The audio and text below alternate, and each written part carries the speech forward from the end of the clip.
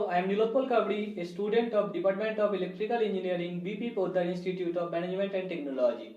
Today I am going to do the live demonstration of our final year project Smart Power Line Quantity Meter.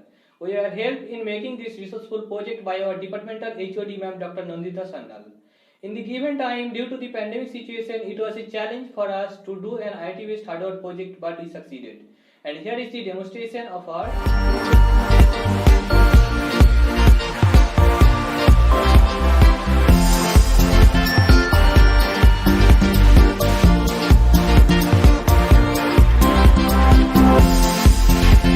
This is the CT coil, this is the PZDM module, this is the node MCU, and this is the potential transformer.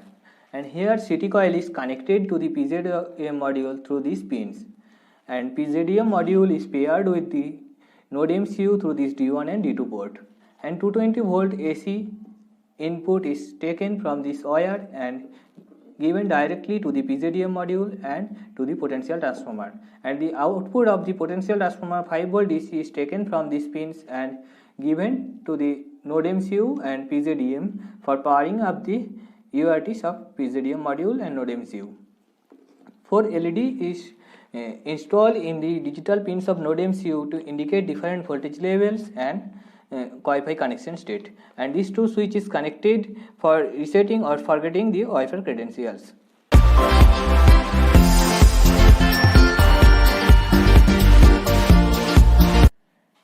Here you can see that we have connected the device to an 220 volt AC supply, and we are turning on it,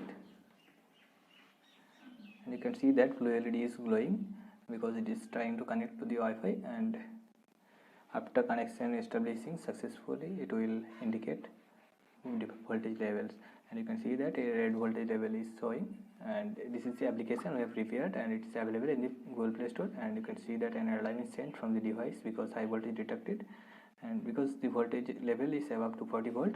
Now we are opening the application to dive through it, and you can see that a live screen is available for casting live data from the server, and it will be updated in 5 seconds of interval. You can see the data change and fluctuations in a 5 seconds of interval, and you can toggle the mode to see the recorded data here, and only 2 days data is showing currently, and you can download the whole data from the server, and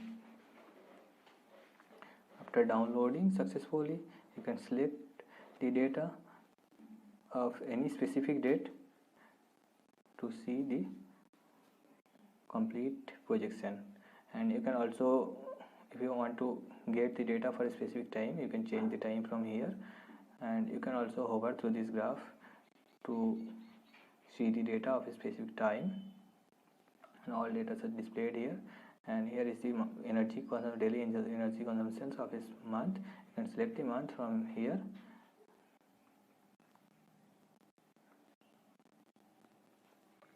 you can select the month, selecting March and April, and it's the showing the data of April, and if we select March it will display the data of March, and here is the monthly energy consumption of a year, and you can change the year from the above drop down if it is available, and you can toggle to the live mode again by toggling this button. And to alert screen is available for subscribing or unsubscribing a device, and you can see that I have already subscribed this device, and you can also unsubscribe easily. And one Wi-Fi screen is available for updating the Wi-Fi SID and password in the device.